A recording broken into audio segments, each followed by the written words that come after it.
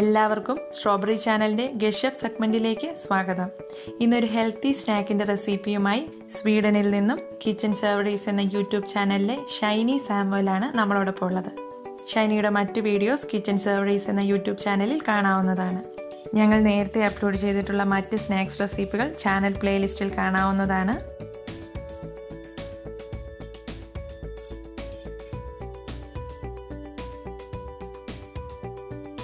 Hello everyone, എൻ്റെ പേര് ഷൈനി. എൻ്റെ വേറെ വീഡിയോസിന് വേണ്ടി എൻ്റെ യൂട്യൂബ് ചാനൽ കിച്ചൺ സേവറീസ് കാണുക. ഇന്ന് ഞാൻ ഉണ്ടാക്കാൻ പോകുന്ന ഒരു ബീറ്റ്റൂട്ടും വാഴക്കയും ചേർന്ന് ഒരു വെജിറ്റേറിയൻ സ്നാക്സ് റെസിപ്പിയാണ്. അതിനായി ആദ്യം ഒരു വാഴക്കയും ഒരു വലിയ ഉരുളക്കിഴങ്ങും 3-4 പീസാക്കി നല്ലപോലെ ആവിയിൽ വേവിച്ചെടുക്കാം.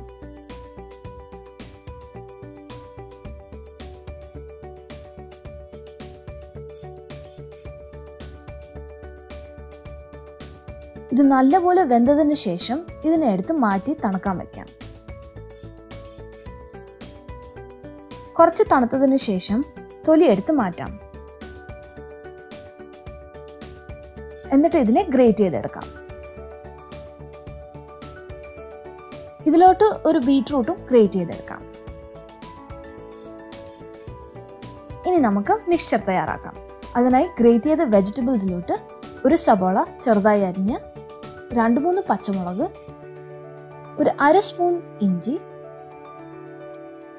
2 ടേബിൾ സ്പൂൺ മല്ലിയില എല്ലാം ചെറുതായി അരിഞ്ഞിടാം. ഇനി ഇതിലോട്ട് അല്പം മഞ്ഞൾപ്പൊടി, 1/2 ടീസ്പൂൺ മുളക് പൊടി, 1/2 ടീസ്പൂൺ ജീരകപ്പൊടി, ഉപ്പ് ആവശ്യത്തിനും ഇടാം. എന്നിട്ട് നന്നായി മിക്സ് ചെയ്തെടുക്കാം. ഇനി ഇതിലോട്ട് 1 ടേബിൾ സ്പൂൺ കടലപ്പൊടി ചേർത്ത് നല്ലപോലെ കുഴച്ചെടുക്കാം. മാവിൽ വെള്ളമയം കൂടുതലാണെങ്കിൽ കുറച്ചും കൂടെ കടലപ്പൊടി ചേർക്കാം. ഇനി ഇത് ഫ്രൈ ചെയ്യാൻ ആവശ്യം 2 ടേബിൾ സ്പൂൺ മൈദപ്പൊടി, 1 കപ്പ് ബ്രെഡ് ക്രംസ്, കുറച്ച് ഉണക്കമുന്തിരിങ്ങ. മൈദപ്പൊടിയിലോട്ട് കുറച്ച് വെള്ളം ഒഴിച്ച് നന്നായി മിക്സ് ചെയ്ത് ഒരു പേസ്റ്റ് പോലെ ആക്കിയെടുക്കാം. ഇത് കുറേശ്ശെ എടുത്ത് ഇടയ്ക്ക് ഒരു ഉണക്കമുന്തിരിങ്ങയും വെച്ച് ചെറിയ ഉരുളകളാക്കി എടുക്കാം. എന്നിട്ട് ഇതിനെ മൈദയുടെ പേസ്റ്റിൽ നന്നായി മുക്കിയെടുക്കാം. പിന്നെ ഇതിനെ ബ്രെഡ് ക്രംസ് കൊണ്ട് നല്ലപോലെ കോട്ട് ചെയ്തെടുക്കുക. ഇതേപോലെ നമുക്ക് ഇഷ്ടമായ ഷേപ്പും സൈസിലും കട്ട്ലറ്റ്സിനെ ഉണ്ടാക്കിയെടുക്കാം. ഇനി ഒരു പാനിൽ ആവശ്യത്തിന് എണ്ണ എടുക്കാം.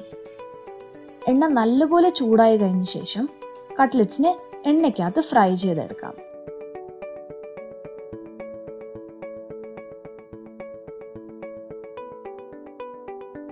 ഞങ്ങളുടെ ചാനലിൽ ഗെറ്റ് ഷെഫായി വരാൻ താല്പര്യമുള്ളവർ ചാനൽ ഇമെയിൽ ഐഡി വഴിയോ ഫേസ്ബുക്ക് പേജ് വഴിയോ ഞങ്ങളെ കോൺടാക്ട് ചെയ്യുക. നല്ല ഗോൾഡൻ കളർ ആകുന്നവരെ ഇതിനെ ഫ്രൈ ചെയ്യാം. എന്നിട്ട് നല്ല ചൂടോടെ സെർവ് ചെയ്യാം. ഈ കട്ട്ലറ്റ്സിനെ നിങ്ങൾക്ക് സ്നാക്സ് അല്ലെങ്കിൽ സാൻഡ്വിച്ചോ ബർഗറിന്റെ സ്റ്റഫിംഗ് ആയിട്ട് യൂസ് ചെയ്യാം.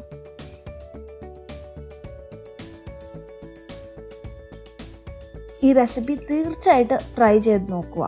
നിങ്ങൾക്ക് ഇഷ്ടപ്പെട്ടെങ്കിൽ ഈ വീഡിയോനെ ലൈക്കും ഷെയറും ചെയ്യുക.